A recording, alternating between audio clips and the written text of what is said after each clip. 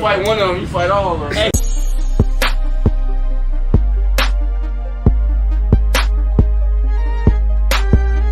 What's cracking, G? It's your boy Cooper. You already know my channel about love, life, and loyalty. And I got a little information piece, a little informative piece for y'all today. So I hope y'all enjoy it. Like, comment, subscribe. Snitching has been a part of the culture since the dawn of time. It has been spoken on in TV shows, movies, music, maybe even at the dinner table discussions amongst your folks. Many people have their own perception of what it truly is, the action of snitching. But who could say what is the proper definition? And how do we differ someone snitching and someone being a law-abiding citizen? The jacket of snitching has been placed on many artists in recent years, some without proof and others with the smoking gun. One artist who is well known for biting the cheese, Daniel Hernandez, also known as 6ix9ine, was a part of a RICO charge, or actually a RICO case, involving the 9 Trey gangsters, based out of Rikers Island and spilling out into the streets of New York. Hernandez gave testimony against his former gang, resulting in his sentence being time served in double-digit prison terms for mail murder, shoddy, crippy, and food banger. Drugs, sorts of that nature.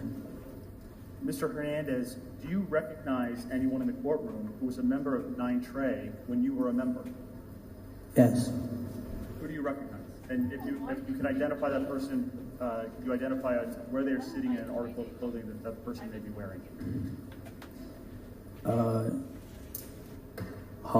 Anthony Ellison has a gray suit on.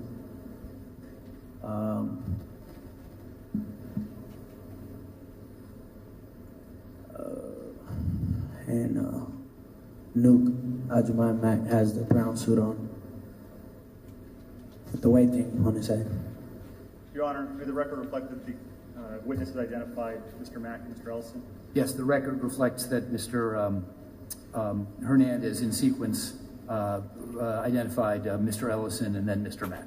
Thank you, Your Honor. Now, Mr. Hernandez, we'll turn back to 9 Trey in a minute. Before we do, I'd like to ask you some questions about your life before 9 Trey. Where'd you grow up?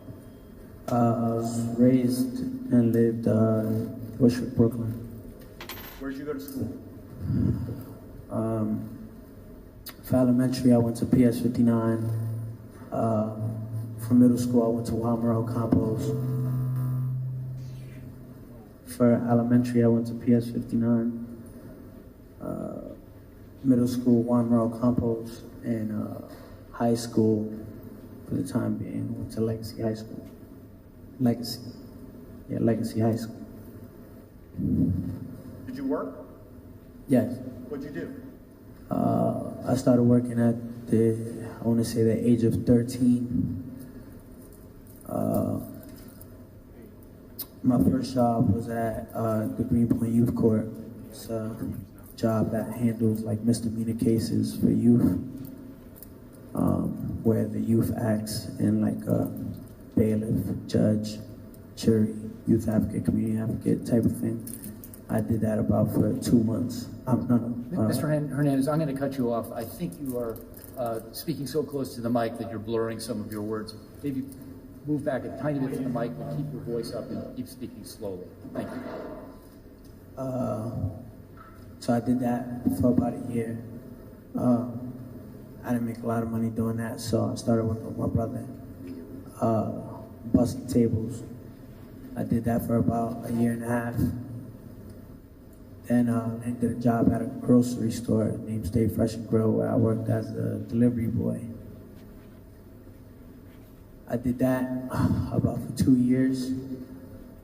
I worked up to register. Shortly after that, I landed another busboy job. And then after that, became a rapper. So, you said that you started a music career, is that right? Yes. Approximately when did that happen? I'll say around 2014. And how did it come about? Well, at the store I was working in, Stay Fresh and Grill.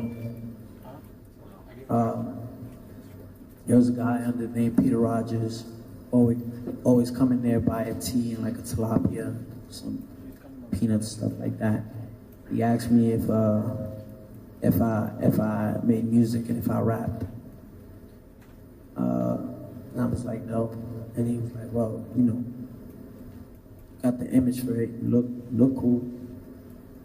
I was like, you know, I took it in consideration and we started making music.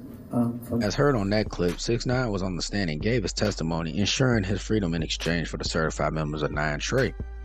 Fast forward to today, another artist, well-known street rapper Ralo, who is an Atlanta artist currently doing an 8-year bid in the feds for trapping, was recently recorded saying he gave the court information for his sentence to be lowered, and now the media and hip-hop community is in an uproar as seen in this clip right here.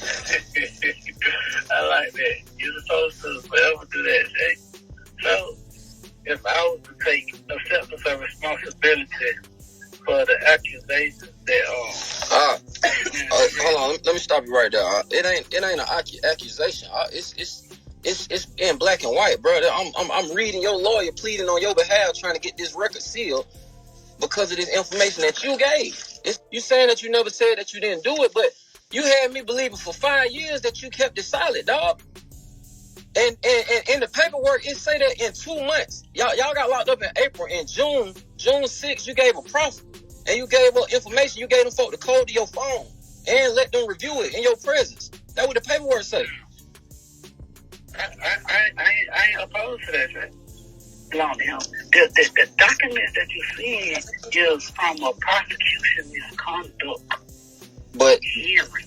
Okay, but so if you saying that you gave them just the phone information because you knew nothing was in the phone, what about this on page 12? Line 12 and 13, where it say he is cooperating against it. He knows about it. And the mayor. That's what the transcript say. I'm not opposition to that. Listen, when you go in there, they ask you other questions. I made my presentation. They started asking other questions. You know the code though. That's what I'm saying. You know the code. You ain't supposed to have no meeting with them folks in the first place. I was presented a situation that I just only reason why you know about this is because of the prosecution misconduct hearing. All these rappers pay that money to get out of jail. But we ain't D-rap though. That what I'm. Listen, please consider this. I got caught with on the plane, Jake. What the you thought I was gonna do? Bang, bang. Take your lick. Like. It's just a week. Well, okay. Look, listen. Remember when before you got locked up, I used to always tell you, "Hey, don't do this. Hey, don't do that. Hey, I agree with you, Shay, and you used to tell me, it's just some. So if it's just some, why you ain't just go in there and chin up? This is what Brian Steele say. He said, if it comes out on June 6, 2018, that Mr. Davis gave information, and it says that's a lot of information on a lot of people that are well known in this community. That would not bode well for Mr. Davis or his security interests at all. Like, who they talking about, though? They say well-known people in the community, like... They talk about the people who... I had to make it look juicy for them. That's the end of the audio for the call, Wack. What's his name? Ralo Famgoon. Ralo is a rat. Double R. Ralo is a rat. Need to stop listening to his music. I don't even recognize that. I'm glad I ain't never met that. That said I had to make it look juicy. So that means, let me see now. Look, I be telling y'all, right?